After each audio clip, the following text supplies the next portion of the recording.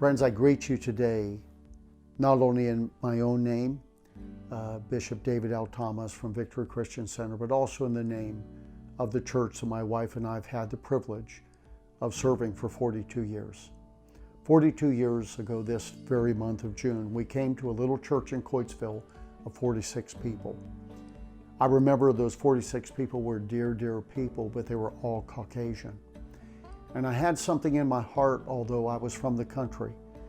I wanted to lead a church that as it is in heaven, so shall it be on earth, that it represented what heaven looks like. See, in heaven, there's one people, the people of God. Doesn't make any difference. They're not divided into races or nationalities. There's one people. And I remember telling the people of Victory who were Caucasian that this is not going to be a white church. And if you're prejudiced, you better get your heart right with God. Why? The scriptures could not be more clear. It is not possible to have your heart right with God and have your heart wrong with people, especially when it comes to being prejudiced and biased. In fact, in 1 John, the beloved John wrote this in 1 John. He said, if a person says that I love God, who you cannot see, but you do not love your brother who you can see, John says, you're a liar. Those are strong words. See, loving one another has to be more than theory. It cannot be something that we simply do from time to time. The tragedy, the murder that happened in Minneapolis to George Floyd, and unfortunately in a man who was wearing a uniform. That man did not deserve that uniform. He did not represent that uniform. My dad was an MP in the Second World War in the Army, and also he was the chief of police in a small town in the state of Pennsylvania. I grew up having the highest regard and continue to have the highest respect and regard for those who wear a uniform, whether that be on military or those who protect us in police work. What occurred for almost 9 minutes to George Floyd should have happened to no person. Doesn't make any difference what the race. He happened to be an African American man.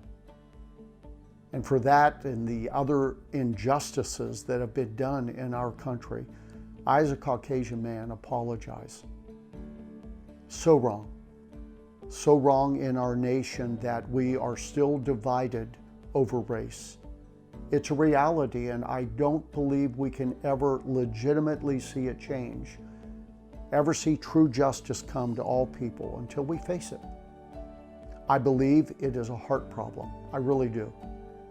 Because some of the best people you're ever going to meet in your life may be white, may be black, may be Latino, may be Asian. Some of the worst people you ever meet in your life can be of those same persuasions. Why? Because it's about the heart. It's not about the tone of someone's skin. But we must face this reality, and it must move beyond rhetoric. I needed to make a statement today, not only for me, but for Victory Christian Center, because we're not a white church, we're not a black church, we're not a Latino church, we're not an Asian church. If you've been to Victory, you know we're a mixed church. That what I said 42 years ago to those 46 people at Victory has come true. We're no longer a white church. And what I want to say to you today is, may we love each other. May we face the realities. May we talk. And let's not honor anyone but those who have unfortunately lost their lives or suffered injustice. Some of the things going on in our nation right now are not in memory, truly, of George Floyd. The peaceful protest, absolutely. We have a right as Americans to speak out and to have that type of demonstration as to what's going on in our country. Those who are burning and looting are in the minority. And often, I would say that has nothing to do in reality with George Floyd.